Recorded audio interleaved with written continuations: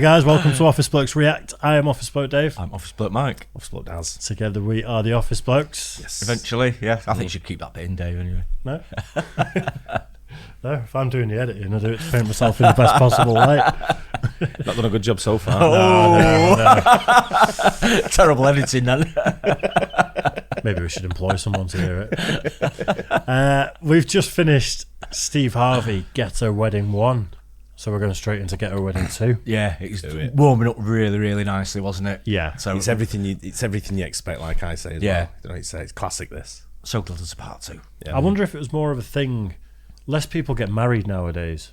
So I wonder if, for me, it's less of a thing because people just don't get married as much as they used to. Go on. No, I was going to say, because a lot of weddings, well, certainly as a younger lad that I used to go to with people, like, it was like in working men's clubs, wasn't it? You know, where they have like working men's club, and function room, like say, behind it and stuff. That's where a lot of them were. I went to a wedding end of last year, and we've been to a couple, and the weddings now are kind of trendy. They're not like old, what do you call it? Traditional sort of style where you go and sit down. The weddings we've been to now is like chicken and chips in a basket and stuff like that. Nice. Right. But it's in like a really exclusive venue. Yeah. But it's high end. Yeah. You know, but the food's just very sort of trendy food. My cousin had a nice venue in the Lake District that was like, you know, big private function, and then there was just slow cookers full of chili. Yeah. And I'm like, that's it. Yeah. You know, just give me as much chili as I can eat. Yeah. Yeah. Anyway, let's do this. This is Ghetto Wedding Part 2, Steve Harvey. I'm gonna tell it to you in order. I'm just gonna tell you what happened at the wedding, because to put it in order don't make no sense. First of all, they have 24 people in the wedding. Who you know really got 12 friends? 12 groomsmen, 12 brides. The colors they chose was chocolate brown and mint green. No. Ain't none of the women went to the same store. You know how many shades of green it is? Them heifers were standing up there look like a bag of Skittles. It was mint green, lime green, money green, emerald green, yo green, her green, grass green. I said, Lord have mercy. And 2 of her girlfriends is dancers. Oh, no, not Alvin Ailey dancers.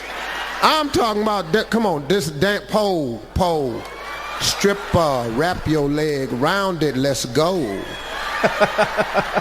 Now these 2 heifers, one of them got a tattoo of a snake going up her leg, and it wraps around her thigh, and the snake is biting at that thing.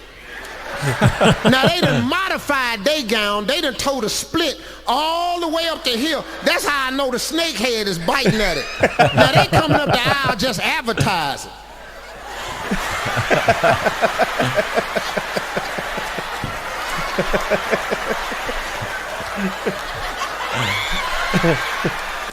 We in church. My Aunt Agnes said, "Oh no, you ain't looking at them. You black son of a in the church." Now my little wife, Steve, they cussing in the church. I told you don't say nothing. See, you want to come here? I said don't say a thing when we get here. You the only one upset about the cussing at the church. This is what they do. Everybody used to this in here. You don't see nobody else saying nothing. We at the wedding. You wanted to come. Now we here.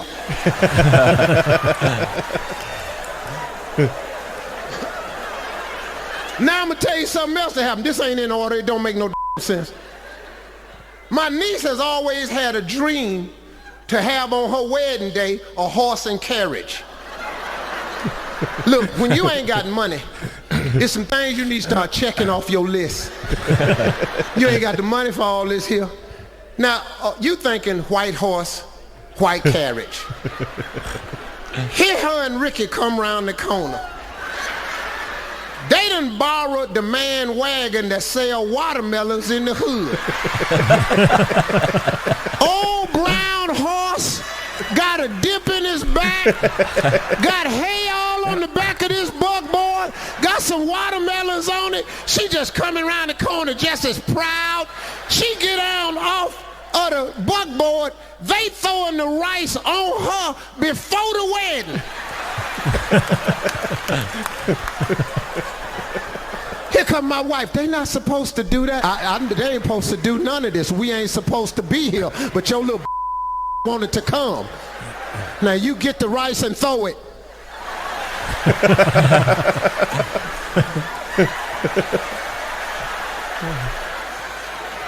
Now she gone in the church. She in the church, they walking her in. I get ready to go in the church, and I notice little Ricky is still on the buckboard, and he crying. He rubbing his leg. I go to the buckboard, I said, Ricky, why don't you come on, man? You finna have a way. My leg. I said, what's wrong with your leg? I'm under house arrest.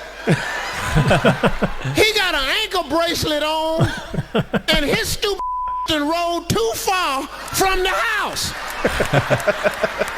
Now it's just staying in his.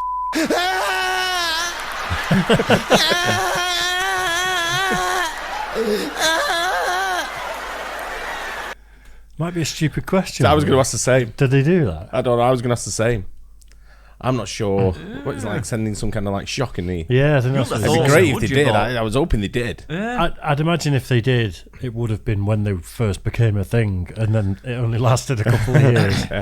Maybe it's just like a warning thing that, just in case they don't know how far away from the house they are. It just gives them a bit of a jolt, maybe. Maybe just make a noise, have an alarm. Just to say, like an alarm, like say, listen, you're strayed too far, maybe. I don't know. Straight too far. Yeah, it's funny. Though. This is how it's like. I say, I've seen parties exactly like this. Yeah.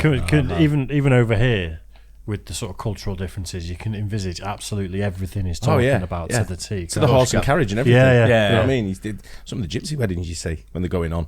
I mean, they hire out some crazy ass shit. Yeah. But they go expensive, don't they? They go well like over the top. Big white horse with the Queen style carriage and stuff. All the feathers and stuff everywhere. Everything. And they have an entourage of about 50 Rolls Royces that are behind it, all in the same colour. Mm-hmm. They proper overdo it, but the weddings he's on about, you see, you definitely see. Funny, innit?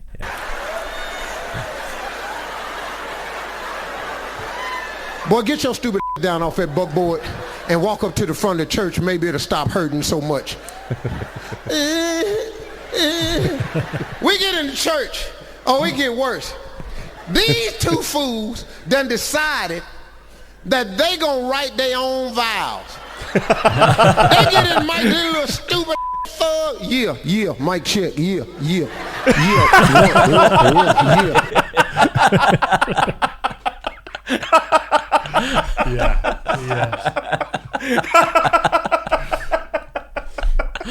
Great impression that was.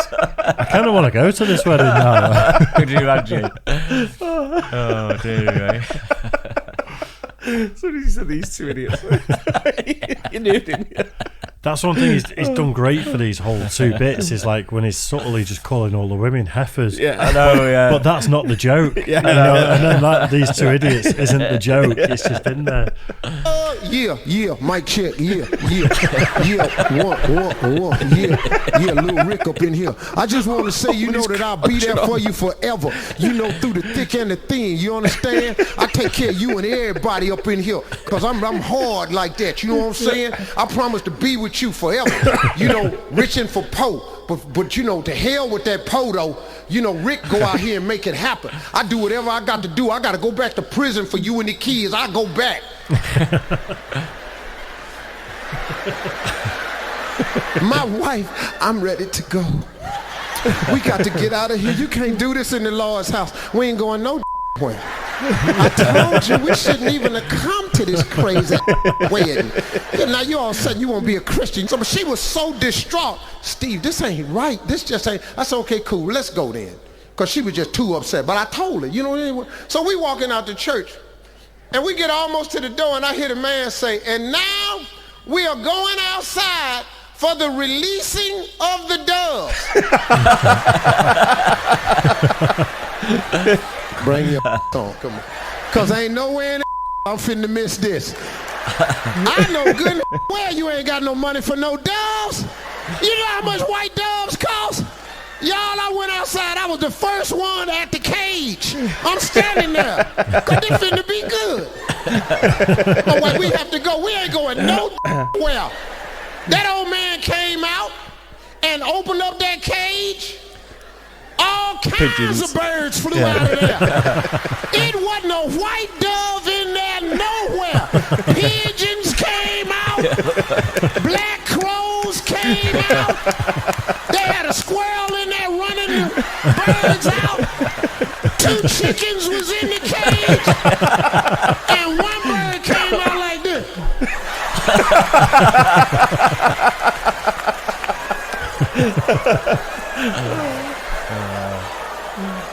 That was awesome. Was that it?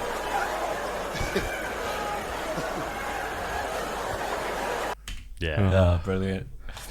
That's some of the best comedy we've reacted to in a while, I think. Yeah, absolutely brilliant. But the one thing is, like I say though, he's hit it nail on the head. You know, it's proper like. You can just imagine it, can't you? You really can. I just like that he was calling them heifers. I know. That's exactly what you do though. And as soon as someone says we're going to release the bird, you're like, I've got to see this. Yeah, I know. Yeah. I wonder what bird they're back in. Let's go. Let's have a watch of this. At my cousin's wedding reception, a different one from before, we were up in Yorkshire, and it was in a big pub, hottest day of the year. It was absolutely cooking, and the pub just emptied out. But me and like maybe 4 or 5 people didn't get the memo. You know, maybe we're gone for a piss at the time, or we're grabbing a beer. Come back and there's music on, there's a dance floor, there's lights, and no people. No one there.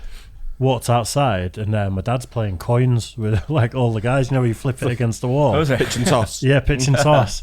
And it was literally all the guys at the wedding were just like, rah, going absolutely crazy. And then my dad manages to get one up against the wall because he had a very misspent youth as a kid. Stander. And it was chaos. But that was like, it wasn't that kind of wedding, but there was elements of it where it was like, it was a very working class wedding, put it that way. I was teaching our kids how to play pitch and toss not long ago. Really? Yeah. We played it a bit. I played it with my dad as a kid, funnily enough, but I didn't realise how much of a sport it was to kids who grew up. I used to scam it at school because I used to go where the floor was all polished. And then slide it. Like it just hit the floor and just go zip straight against the wall. So I'd go last, sort of thing. And then everyone would be throwing it and he'd be like hitting it and bouncing all the way back. And I'd just go, drop it like that and it just go straight and be like, cheers. Get all up. See you, monks. Nice. That's how I got my lunch money. Anyway, that was really funny. That it was great. Yeah, it was a great piece. Really enjoyed that. Hope you guys enjoyed it too. Don't forget to like and subscribe. We'll catch you on the next one. Cheers.